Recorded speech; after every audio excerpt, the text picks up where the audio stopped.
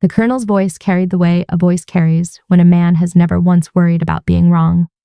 "Ma'am, this row is for recipients and their party." He said it standing over me, one hand resting on the back of the empty chair beside mine, his blue dress coat pressed to a hard edge, 3 rows of ribbons on his chest and a smile that had nothing kind in it. The hall behind him was full, folding chairs in long, straight ranks, every one of them holding a marine in dress blues, and a stage up front with a podium and a long table draped in cloth, and on that table a flat case the size of a hymnal that I already knew held the thing they had called me here to receive. I looked up at him and said nothing. "You didn't earn this, lady," he said, and now he said it louder because a few heads had turned and he had decided to play to them. "Let's find you a seat in back with the other guests. This section is reserved." My daughter's hand closed on my sleeve. Sadie is 14.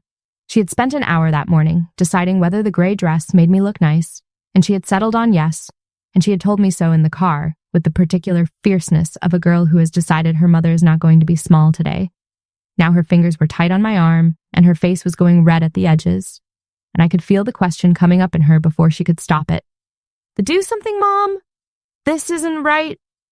I put my hand over hers to keep her still. I had spent 15 years learning that the loudest man in a room is usually the one who read the least of it.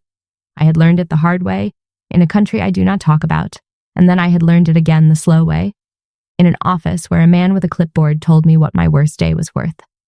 So I did the only thing I have ever known how to do with a man like this. I stood up. I smoothed the front of the gray dress with one hand.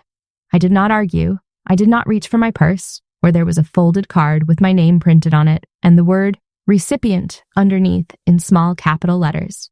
I did not point at the program in the colonel's own hand, the one he had not read. I stepped out into the aisle, into the open space where 300 Marines could see me, and I stood there, and I let him have the moment he thought he was winning. 300 Marines watched a colonel move a woman out of her own chair. I did not correct him. Some things you let the paper do. Up at the front, a sergeant major in dress blues crossed to the microphone with a single folded sheet of paper in his hand. He unfolded it slowly, the way you unfold something you intend to read exactly right, and the hall began, row by row, to go quiet. I want to tell you who I was before I tell you what he read, not because it matters to the story of that room, because it matters to me. In the year 2026, I am a nurse. I work in the emergency department of a hospital in a mid-sized city 3 hours inland from any ocean, and I am good at it. And most days, that is the whole of what anyone needs to know about me. I work 12-hour shifts that turn into 14. I have a locker with a dented door and a badge that unlocks the medication room and a pair of shoes that I bought for standing, and I stand for a living, and I keep people alive for a living, and I am 40 years old. When a car comes apart on the interstate and they bring us what is left of the people who were in it, I am the one the newer nurses look at to know how scared they are allowed to be. When a father carries in a child who is not breathing right, I am the one who takes the child and says the calm, true things and does the fast, exact work. And the father never knows that the reason my hands do not shake is that they were trained not to shake in a place where shaking got people killed. People hand me the worst minute of their lives and expect me not to flinch. I do not flinch. I learned that somewhere I do not talk about. 2 days before the ceremony, I worked a Thursday that would have broken a newer nurse. We had a boy of 6 who had gone under in a backyard pool, and we had a woman my own age whose heart had quit in a grocery store. And we had the ordinary river of the almost fine that runs through a trauma bay on any given day. The broken wrists and the chest pains and the old men who come in alone because they have no one else to be frightened in front of. I ran all of it. When the boy came back, when his color returned and he coughed the pool up onto my arm, his mother grabbed my hand and called me an angel. And I let her, because people need to name the thing that saved their child. An angel is a shorter word than the truth. The truth is that I am a woman who was taught to work in the worst minute of other people's lives by the worst minutes of my own. And there is nothing angelic in it. It is just training and repetition and a decision I make new every shift to walk toward the fire instead of away from it. Because a long time ago, I found out that is the kind of person I am, and you do not get to unknow a thing like that about yourself. Tamsin drove me to my car that Thursday because mine was in the shop. In the parking lot, she asked, the way friends do, whether I had big plans for the weekend, and I said a ceremony, a military thing, an old award finally coming through. She turned in her seat and looked at me. In 6 years, I had given her the outline of a life and almost none of the interior, and she knew it, and she had been kind enough never to push. "What kind of award, Mir?" she asked. And I said, "It is called the Navy Cross." And I watched her not know what that was, which was a mercy. And I said, "It is for something that happened a long time ago." And she nodded and let me keep the door closed, because that is the other way Tamsin loves people, by knowing which doors are not hers to open. My friend Tamsin runs the charge desk on my shifts. She is 44, and she has known me for 6 years, and she thinks she knows me well. And she does, in every way that our life together contains. She knows I take my coffee with too much sugar and that I will trade any shift to be off on a Tuesday, because that is Sadie's late start day at school. She knows I was, in her words, a medic once, in the service, a long time ago. She does not know the 14th of June. Nobody at that hospital knows the 14th of June. I did not build a life around it. I built a life beside it, in a different room, with a door that stays closed. That is why I came to the ceremony in a gray dress. They had offered in the letters to arrange things. They had used the words full honors and appropriate attire, and somewhere in one of the envelopes there had been a polite paragraph about how a recipient who had separated from the service might wish to acquire or borrow the proper uniform for the occasion. I read that paragraph twice, and then I put the letter down. I did not own a uniform anymore. I had not owned one in 12 years. I owned a gray dress that I wear to funerals and to the 2 or 3 occasions a year that ask for more than scrubs. And I owned a daughter who thought I hung the moon, and when I added those 2 things together, they came out to enough to walk into a room with. Sadie had wanted me to wear something brighter. "Mom, they invited you," she had said, standing in my bedroom door that morning. "You're allowed to look like you belong." "This is me looking like I belong," I told her. Gray is a color for people who don't need the room to notice them. She had rolled her eyes at me, which is the highest form of love a 14-year-old has in her vocabulary, and she had let me wear the gray. And now she was sitting in the second row, where the ushers had put her when the colonel moved me, watching her mother stand alone in an aisle, and I could see in her face that she was learning something about the world she was going to be angry about for a while, and I was sorry for that, and there was nothing I could do about it in that moment except stand up straight so she would at least be angry about the right thing. We had driven onto the base that morning through a gate with a young Marine sentry who checked my identification against a list on a clipboard, found my name, straightened, and said, "Welcome aboard, ma'am. They're expecting you," and waved us through with something in his voice that I did not think much about at the time. He had read the list. He knew who was on it. It is a small thing, but I have thought about it since, that the 19-year-old at the gate with the clipboard knew exactly who I was and treated me accordingly, and the colonel inside with the eagles on his shoulders did not bother to find out. Rank is not the same thing as attention. Sometimes it is the opposite of it. An usher had walked us to the front and shown me to the chair with the small card on it, the word recipient printed and my name underneath, and I had sat down in it and put my purse under the seat and told Sadie to sit up straight. And for about 11 minutes, I had been exactly where I was supposed to be, in the front row of a hall full of Marines, waiting to be handed a corrected version of my own history. 11 minutes. That is how long I got to simply belong there before a man in a pressed coat decided, without asking anyone, that I did not. I have thought about those 11 minutes, too. How ordinary they felt. How I did not know to treasure them. You never do. Let me tell you about the 14th of June, 2011. I was 25 years old. I was a hospital corpsman 2nd class in the United States Navy, which means I was a sailor, an enlisted one, a petty officer, and it also means that if you had seen me that year, you would have thought I was a Marine because I wore what they wore and I went where they went. I had qualified with the Fleet Marine Force 4 years earlier, and I had been attached to a Marine infantry battalion, and I had deployed with them to Helmand Province in Afghanistan. And to the young men in my platoon, I was not a sailor, and I was not a woman, and I was not a petty officer. I was Doc. That is what they call the corpsman. You do not earn a lot of names in this life. That means somebody has decided to trust you with their body. Doc is one of them. On the 14th of June, we were moving in a convoy on a road that everyone hated, a road that had been seeded and cleared and seeded again, and at 1100 hours, a little before noon, the third vehicle in our order struck a buried charge and came off the road and began to burn. I am not going to give you all of it. I have given all of it exactly once to a board of officers who needed it in a form they could file, and I am not going to perform it for you now, but I will give you enough. The blast did what those blasts do. The vehicle was on its side, and it was on fire. And there were 4 men inside it, and one of them was screaming, and 3 of them were not making any sound at all, and we were still being shot at from a compound off to the north the whole time. I was in the vehicle behind. I remember the door, and I remember the heat coming off the wreck like a wall you could lean on, and I remember that my body went toward it before my mind had voted on the matter, because that is what the training does. It votes for you. It gets you moving while the reasonable part of you is still filing an objection. I got 4 of them out. I went into the smoke, and I got them out one at a time, and for the one whose blood would not stay inside him, I put my hands where the bleeding was, and I kept it inside him with my hands and my weight until we could get him lifted. And he lived. His name was Deacon Ruiz. He was a lance corporal, 19 years old, and he lived, and I will come back to him because he is part of why I was standing in that aisle 15 years later. I could not get Cobb out. Corporal Wesley Cobb was 22. He had a way of calling me ma'am when he wanted something and doc when he meant it, and he had shown me a photograph of a girl back home so many times that I could have described her freckles. He was the 5th man, and by the time I could reach where he was, there was no getting him out, and I stayed with him anyway until staying was the only thing left that I could do for him, and then I could not even do that. I have carried the arithmetic of that day for 15 years. 4 and 1. 4 out, 1 not. 4 and 1. It does not get better with rounding. I was wounded that day too, though I did not notice it for some time, which is a common thing and not a brave one. I worked the rest of the contact with a piece of the vehicle in my leg and did not know it until a Marine pointed at my boot, which was full. That is in the citation, I would learn later. I did not put it there.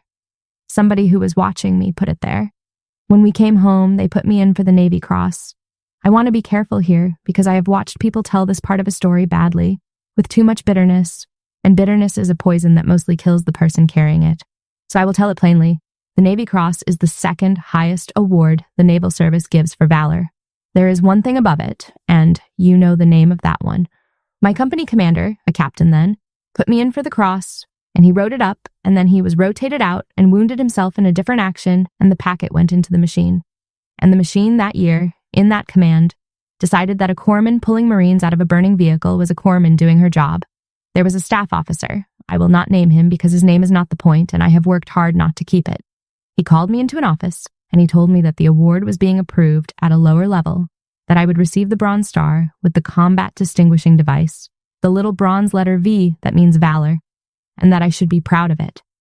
And when something moved in my face, he said the sentence I have carried next to the arithmetic for 15 years. It's a strong award for what it is, he said.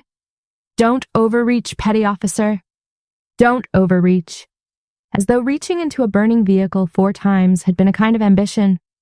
As though I had asked for something by living through it. I signed for the Bronze Star.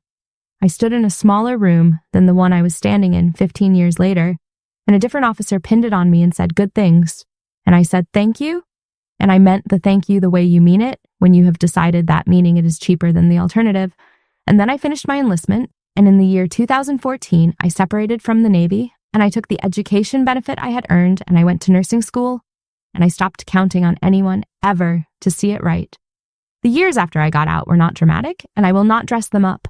I moved to a city where I knew no one, and I went to nursing school with a lot of people 10 years younger than me, and I was pregnant partway through with a man who did not stay, which is its own small war that I fought and finished and do not regret, because the casualty list of that one came out to 0, and the gain came out to Sadie. I studied at night with a baby on my chest. I learned the civilian words for things I already knew how to do with my hands. I passed my boards. I took the first job that would have me nights in an emergency department that chewed up new nurses, and I did not get chewed up because I had been somewhere that made an American emergency department feel survivable. And within 2 years, the charge nurses were putting the hardest cases in my hall on purpose. I want to say one more thing about the medal before I say the last thing, because people ask me, the few people who know where I keep it, as though the answer will tell them something. It is in the top of my closet, in its flat case, next to the gray dress. I do not have it framed on a wall. I do not wear it. On the 14th of June each year, I take it out and I hold it and I say 5 names to an empty room, 4 who came home and 1 who did not, and then I put it back. That is the whole of the ceremony that matters to me now, and there is no colonel in it, and no hall, and no 300 Marines. There is just a woman in a small house holding a piece of metal that finally says the right thing, saying 5 names, and then going to make her daughter breakfast. The public ceremony corrected the record. The private one, the one with the 5 names, is the one that keeps me honest about what the record is actually for. It is not for me. It was never really for me. It is for the names.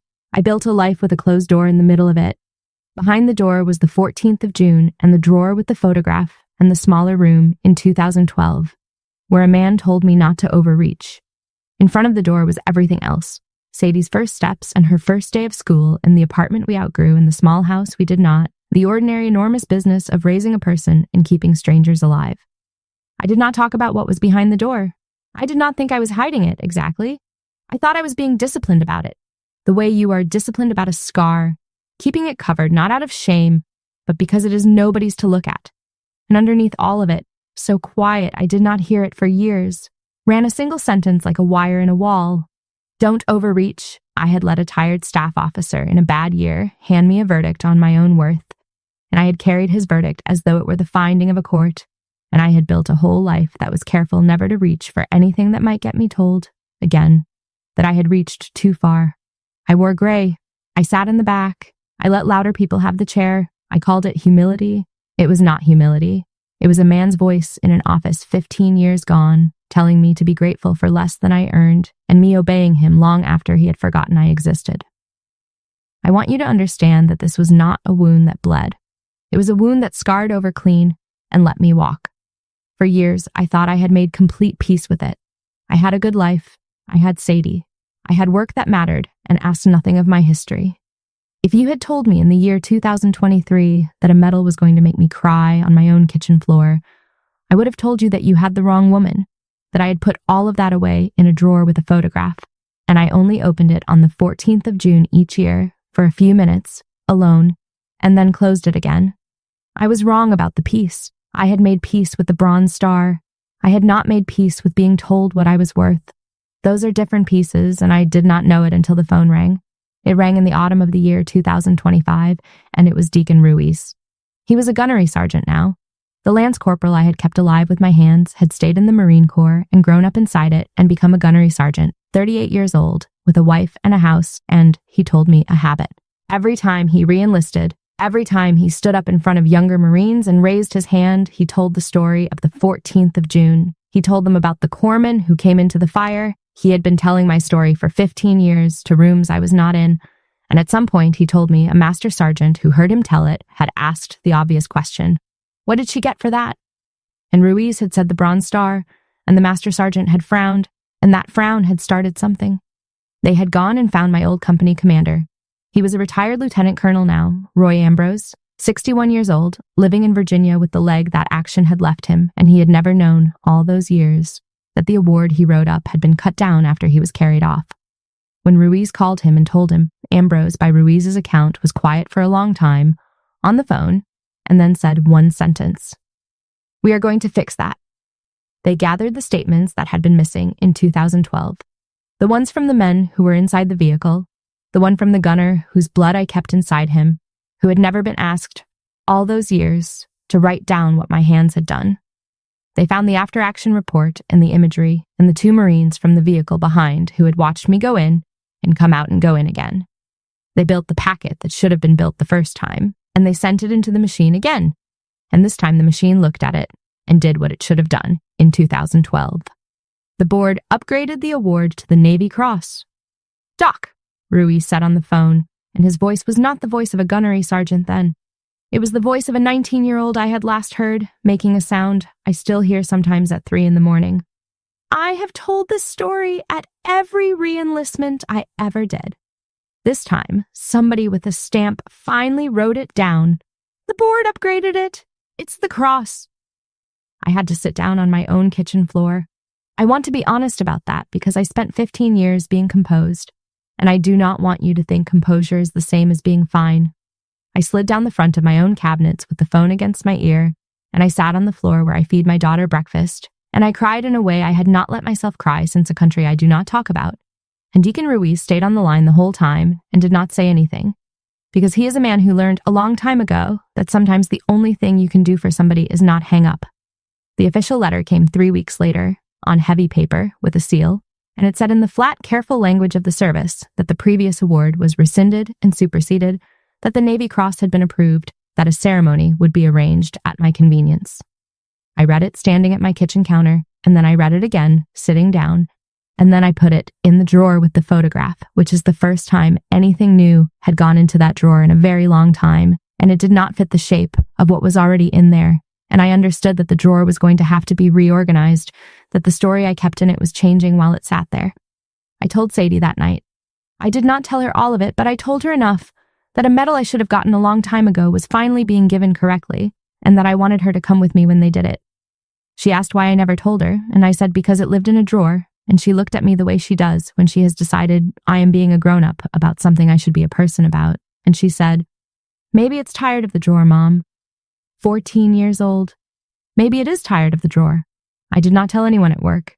Roy Ambrose called me twice in those weeks from Virginia, and we talked in the shorthand of people who were in the same fire, and he told me what it had taken to reopen the file, the statements he had chased down, the gunner I had kept alive who wept on the phone when Ambrose finally found him and asked him to write down what happened, because in 15 years no one had ever asked him, and he had assumed that meant it did not count. "They lost the paper, Doc," Ambrose said. "That's all it ever was. Not a judgment. A lost piece of paper and a bad year and a staff officer covering for both. It was never that you didn't earn it. It was that the earning got misfiled." I did not answer him for a moment because he had put his thumb on the exact place it hurt, the difference between not earning a thing and having the earning of it lost, and how for 15 years I had let myself believe the first when the truth was only ever the second. I almost did not go to the ceremony. I want to tell you that too, because I think it is the part that people who have not lived it do not understand. When you have made a smaller life, fit around a wound, being offered the thing you were denied does not feel only like a gift. It feels like a risk. It feels like being asked to walk back into the exact room where they told you not to overreach and stand at the front of it and let them look at you. I had gotten good at not being looked at. The gray dress was armor against being looked at. I called the point of contact on the ceremony letter twice to decline, and both times I hung up before it rang through. I told myself practical lies. It was a long drive. I could not get the time off, which was not true. I had the time. Sadie had school, which was not a real obstacle, and I knew it. Underneath the practical lies was the real one, the one I could barely look at, which was that I was afraid. Not of the drive or the crowd. I was afraid that I would walk into that hall to be handed the thing I had earned, and that some part of me, the part that had listened to a staff officer for 15 years, would be standing there waiting and would lean over and whisper that I did not deserve it, that they had made a mistake, that any moment now someone would realize and take it back and tell me one more time not to overreach. I was afraid the ceremony would not fix the wire in the wall. I was afraid it would just be one more room where I had to manage my own smallness in public. That is the thing about a verdict you have carried too long. You start to protect it. You start to be afraid of the evidence that would overturn it, because the verdict has become the floor you stand on, and even a floor made of a lie is a floor. It was Sadie and Tamsin who pushed gently in their different ways. Tamsin said, "You are going and you are taking your girl, and that is the end of the discussion," which is how Tamsin loves people. And Sadie said, quieter, one night at the kitchen table, "I want to be in the room, Mom. I want to see it." And that was the thing I could not say no to. Not the medal. The chance for my daughter to see her mother be told the truth in public. So I told them I would come, but I would not perform. I would wear my own clothes. I would sit where they put me and stand when they called me and let them read whatever they were going to read. And then I would take my daughter home and go back to work on Monday. I did not come to be a hero. I came to be in the room when they finally read it right, so that Sadie would know it was real, so that it would live somewhere other than a drawer. And then a colonel who had not read the program looked at a woman in a gray dress and decided she did not belong in the front row. Standing in that aisle, I felt the old reflex come up in me like water.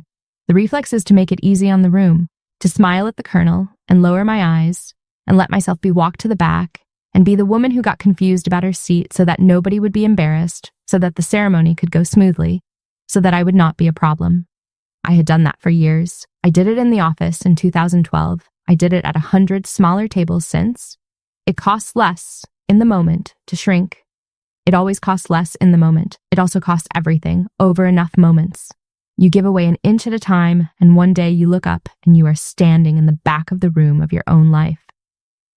An usher, a young lance corporal in white gloves, appeared at my elbow with an apologetic face and gestured toward the rear of the hall.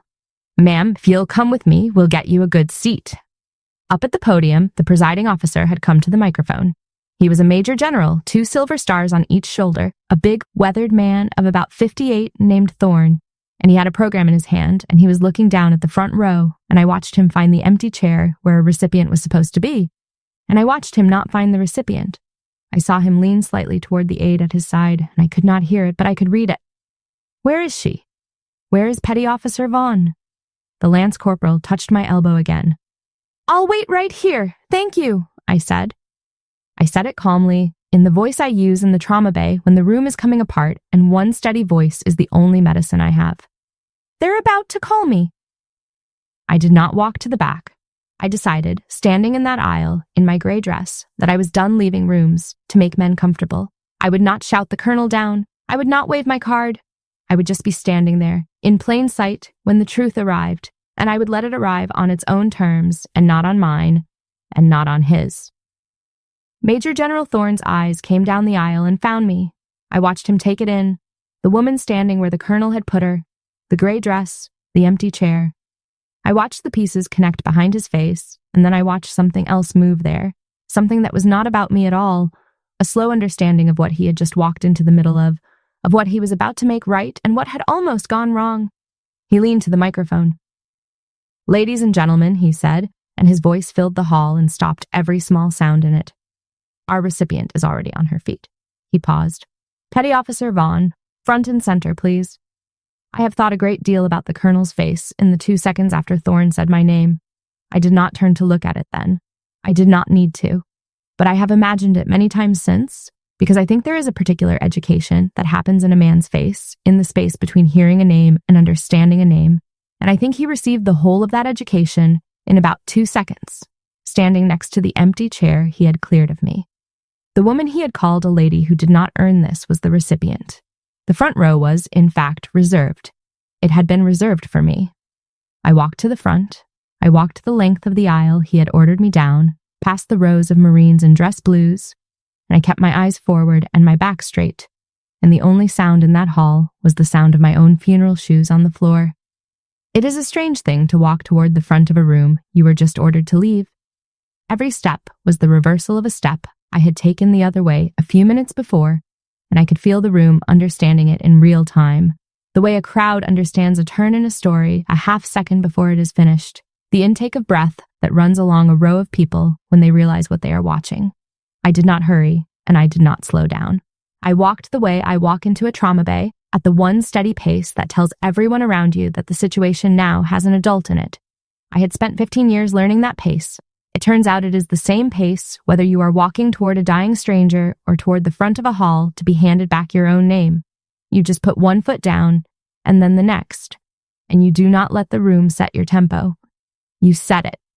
Sadie, I learned afterward, had both her hands over her mouth. Deacon Ruiz, 3 rows back, was already starting to rise. I reached the front and I stood where they showed me to stand, facing the hall, and Major General Thorne stepped back from the podium and he nodded to the sergeant major. His name was Luther Pace. He was 54 years old, and he had a chest full of his own history and a voice like a foundation stone, and he lifted the single folded sheet of paper, and he read, "The President of the United States takes pride in presenting the Navy Cross to Hospital Corpsman 2nd Class Meredith Vaughn, United States Navy, for extraordinary heroism in connection with combat operations against the enemy." And then he read the rest. He read the date, the 14th of June, 2011. He read the road and the convoy and the buried charge and the vehicle that came off the road and burned. He read that Petty Officer Vaughn, with complete disregard for her own safety and under continuous enemy fire, moved from a position of cover into the burning vehicle. He read that she extracted 4 wounded Marines in succession. He read that she manually controlled the hemorrhage of one gravely wounded Marine, sustaining his life by direct pressure while exposed to enemy fire, and that the Marine survived. He read that she continued to render aid after sustaining a penetrating wound to her own leg, which she did not report until the engagement had ended. He read that she remained with a mortally wounded Marine until his death, refusing to leave him. He read that her actions were in keeping with the highest traditions of the United States Naval Service. He read it slowly, the way you read something you do not want to get wrong. And I stood there in my gray dress, and I heard the 14th of June come back into a room, out loud, correctly, for the first time in 15 years.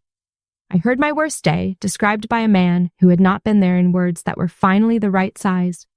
I did not cry, though I will tell you it was close. What I felt was not triumph. What I felt was the strange, enormous quiet of a thing being set down in the right place after you have carried it wrong for a very long time. I had rehearsed in the weeks before a kind of armor for this moment. I had told myself that it would just be words, that I had lived the real thing and words could not touch it, that I would stand there politely while a stranger read a paragraph and then I would go home. I was wrong about that, the way you are always wrong about the armor you build in advance. Because it was not just words. It was my platoon's worst day, spoken aloud in a room full of people who understood exactly what each phrase cost. Under continuous enemy fire, meaning what it means. Extracted 4 wounded Marines, meaning what it means. Remained with a mortally wounded Marine until his death, meaning Cobb, meaning I stayed, meaning the sergeant major was, without knowing it, telling 300 strangers that I had held a dying boy through the last minutes of his life and not let go. You cannot armor against hearing that said correctly. I stopped trying. I let it come. Sadie was crying, openly, in the second row, and she did not care who saw. And 6 feet to my left, the colonel who had moved me out of my chair stood frozen. I could feel it. I did not have to look. There is a temperature that a person gives off when the ground has gone out from under them in public, and I could feel him go white and still from 6 feet away, and I felt no joy in it, which surprised me. I had thought in the abstract over the years that if I ever got a moment like this, I would want to watch a man like that suffer. When it came, I did not. I had a medal being read over me and a daughter crying for the right reason and 4 men out of a fire and 1 still in it, and there was simply no room left in me for the colonel's suffering. It was too small a thing to hold on a day that size. Major General Thorne lifted the Navy Cross from the flat case on the table, and 2 hands lowered a ribbon from above and settled the weight of it around my neck, and the medal came to rest against the gray dress, over my heart, exactly where it should have been 15 years earlier. The hall came to its feet. Every Marine in it, all 300, stood. The men who had, 4 minutes earlier, watched a colonel tell me I did not belong in my own chair were now on their feet, with their eyes forward and their hands at their sides, standing for the woman in the gray dress. I stood at the front and let them stand, and I thought, in a clear, cold voice inside my own head, there it is. The arithmetic finally balances, 4 and 1 and 300 on their feet, and a name read right.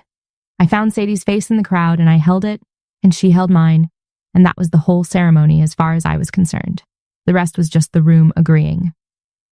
Afterward, there was a receiving line, which is a thing they do, and I stood at the end of it and let people come to me, and I shook a great many hands and accepted a great many words, and most of them ran together the way words do on a day like that. But 2 moments from that line I have kept. The first was the colonel. He came to me near the end when the line had thinned, and he stood in front of me stripped of every ounce of the swagger he had carried down the aisle, and he did the one thing that made it possible for me to be decent to him. He did not make excuses. "Ma'am," he said, and his voice was not the voice that had filled the room over my chair. It was a smaller, truer voice. I didn't read the program. I saw what I expected to see, and I said something unforgivable in front of your daughter on the most important day of your life. There is no version of what I said that I can defend, and I'm not going to try. I'm sorry. His name was Desmond Hale. He was a colonel, and I was a woman who had been out of the service for 12 years and owed him nothing. And I looked at him for a moment, and I understood that he had just handed me a knife and was standing very still to see whether I would use it. The whole room, half watching, wanted me to use it. There is a version of me from 15 years ago that would have wanted to use it too. "You didn't read the program," I said. "That's the whole of it, Colonel. You saw a woman in a dress and you filled in the rest yourself." I let that sit for 1 second because it was true and he needed to hear it land. And then I let him off the hook because he had not asked me to. I've had 15 years to think about men who fill in the rest themselves. You just apologized without being made to. That's rarer than you'd think. We're all right. He did not ask me to forgive him, and that was the only reason I could. If he had asked, If he had made it about the weight coming off his own conscience, I do not think I would have had it in me, but he stood there and took the fact of what he had done and did not try to make me carry any of it for him. And a man who can do that is a man you can afford to be gentle with. I have learned that being gentle from a position of strength is a different act entirely than being gentle because you are afraid. I was not afraid of Colonel Hale. That is what let me be kind to him. There had been a younger officer, a captain, standing near Hale when he moved me, and this captain had smirked. I had caught it out of the corner of my eye in the aisle, the small superior curl of a man enjoying watching a superior put a woman in her place. He came through the receiving line too, and he did not smirk now. He was the color of a man who has realized that the person he laughed at is going to exist in his memory for the rest of his career, as the moment he learned something about himself he would rather not have learned.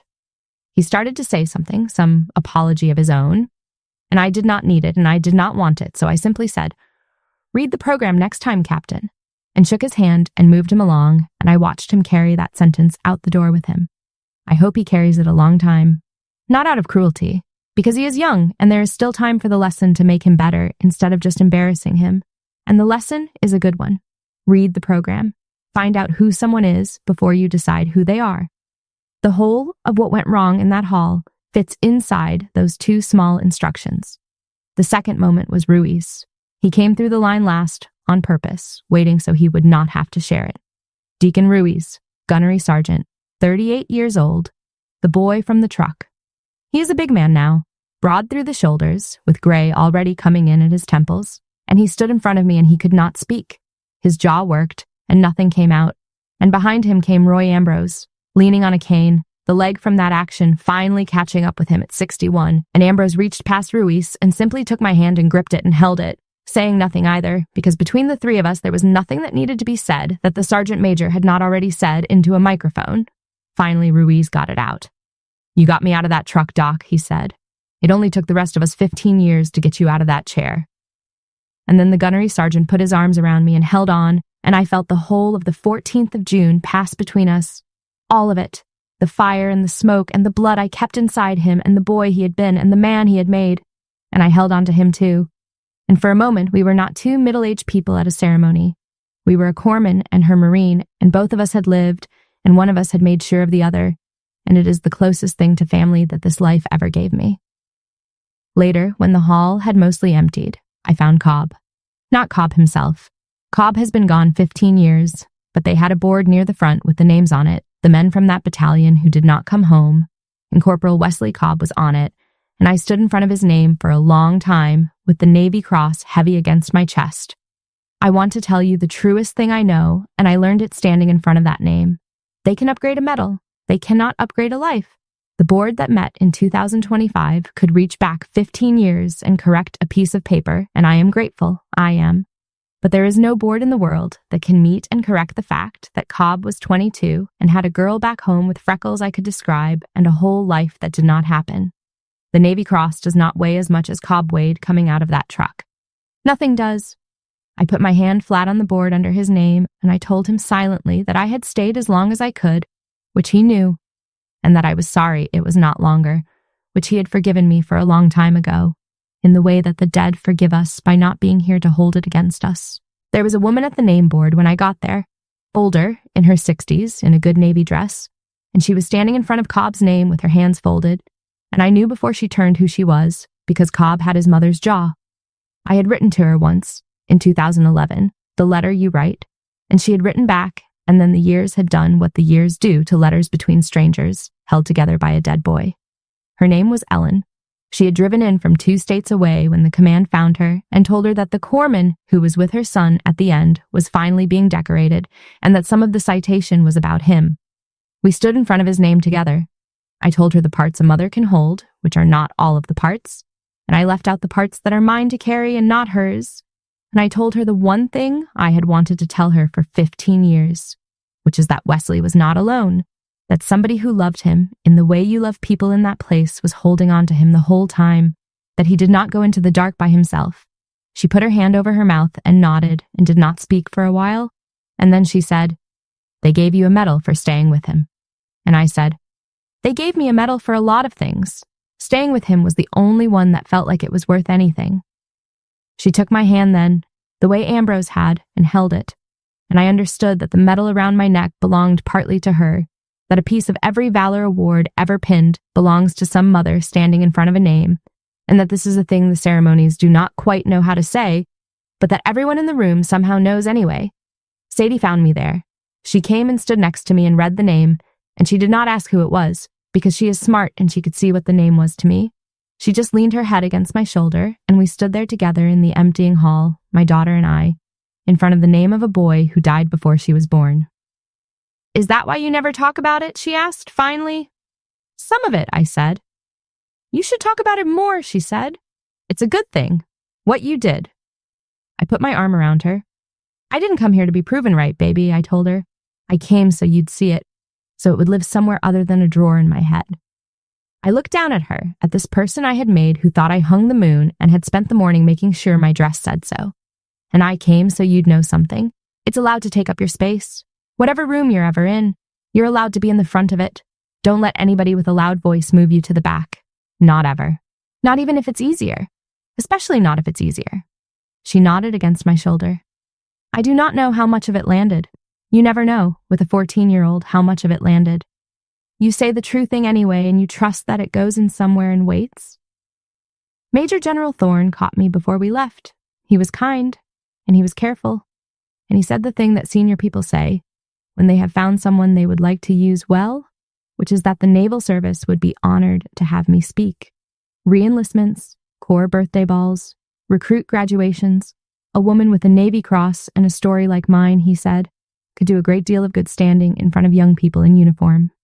I thanked him because he meant it kindly, and then I told him no. "I already have a job where people bleed and I keep them alive," I said. "I'm just allowed to do it in scrubs now, and I have a daughter with a late start on Tuesdays." He looked at me for a moment and then he smiled, a real one, and he said, "That's the right answer, petty officer. I had to ask, but that's the right answer." And he shook my hand and he let me go. And I have thought since that a general who knows when to let someone go is a rarer thing than a general who knows how to keep them. I understood the shape of what he was offering, and I understood that for some people it would have been the right ending, the natural one, the woman restored to the institution that had wronged her, standing at its podiums, its living proof of its own capacity to correct itself. There are people for whom that would be healing. I have thought honestly about whether I am one of them, and I am not. The institution did not owe me a stage. It owed me an accurate piece of paper, and it had finally produced one, and that squared the account. I did not need to become a story the Marine Corps tells about itself. I had a story I was already telling with my own life, in a trauma bay, 3 hours inland, and it did not require a uniform or an audience, and it was mine in a way that a podium never could be. I did not want back into that world. I want to be clear about that, because I think people expect this story to end with me returning, vindicated, to the uniform, taking my rightful place. It does not end that way. I made my peace with the uniform world a long time ago, and part of that peace was leaving it. What had been broken was not that I left. What had been broken was that I left carrying a lie about my own worth, and the ceremony did not call me back. It just took the lie out of my hands so I could keep going later. There was one more person on the way out. A young sailor, a hospitalman, 19 or 20 years old, in her dress uniform, standing near the doors with the particular stillness of someone who has been working up the courage to approach a stranger for the last 20 minutes. Her name tape said Byron. She was a corpsman. New. You can always tell the new ones. They wear the uniform like they are still asking it permission. "Ma'am," she said. "Petty Officer Vaughn. I'm sorry, I'm a corpsman. I'm going to the fleet in the spring. FMF. She stopped, embarrassed, having run out of the sentence before she reached whatever she had come to say. I knew exactly what she had come to say, because I had been her, standing near the door of a room, unsure whether I was allowed to want the thing I wanted, unsure whether the uniform was really mine, or whether someone was going to appear at any moment and tell me I had overreached. "Byrne," I said, "you take care of your Marines and they'll take care of you, but I'm going to tell you the one thing I wish somebody had told me." I leaned in a little, because it mattered, because I have carried it for 15 years and I have wanted, all that time, to hand it to somebody who could use it. When they tell you you're just the corpsman and someday somebody will, when they call you just the doc, or just the girl, or just the medic, you write down what you did anyway. You keep your own record, not for your pride, for the paper, because somebody may need that paper in 15 years, and it is a great deal easier to correct the record when the record exists. Do you understand me? She nodded, hard, the way you nod when something has gone in and you know it has gone in. Write it down, I said again, and stand in the front of the room.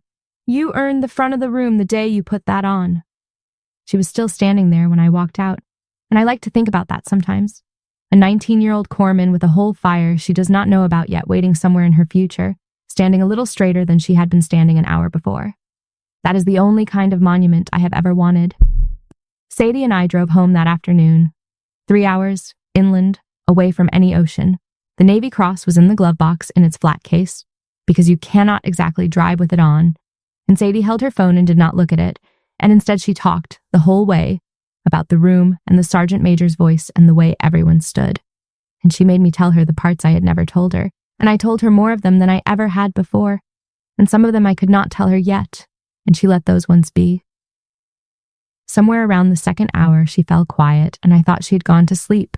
But when I glanced over, she was looking out the window with an expression I did not fully recognize on her, older than 14. And after a while, she said, without turning, "I'm going to remember today my whole life." And I said I hoped so. And she said, "Not because of the medal." And I waited, because you wait, when a child is assembling something true. "Because of when he told you to move," she said. "And you stood up and you didn't say anything, and you were right the whole time, and you just let them figure it out." She turned and looked at me. "I didn't know you could win like that. Without yelling, I thought you had to yell."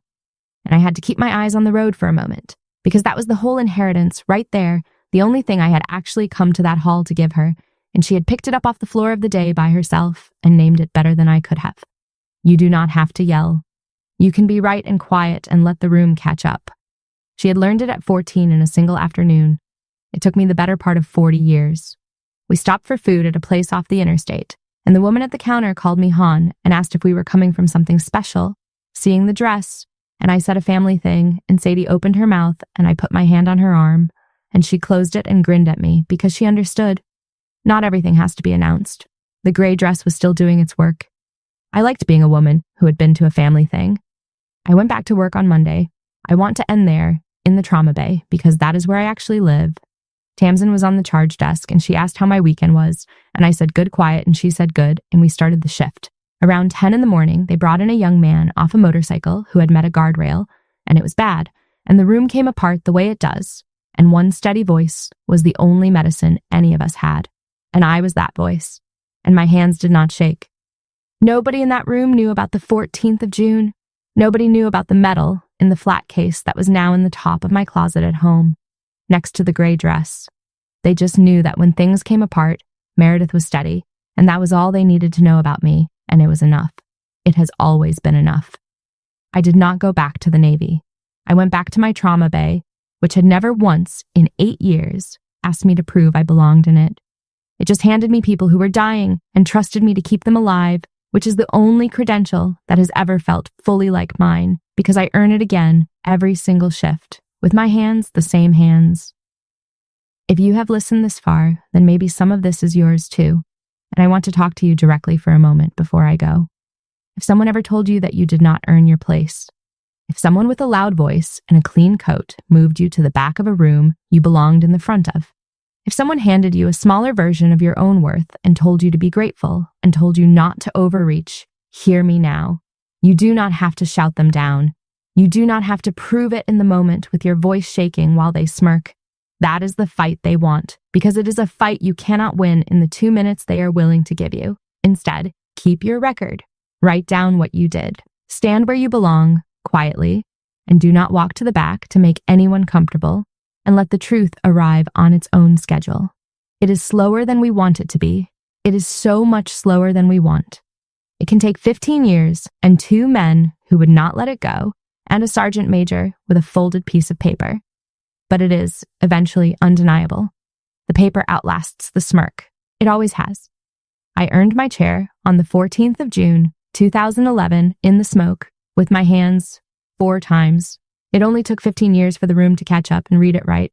I would have kept standing either way.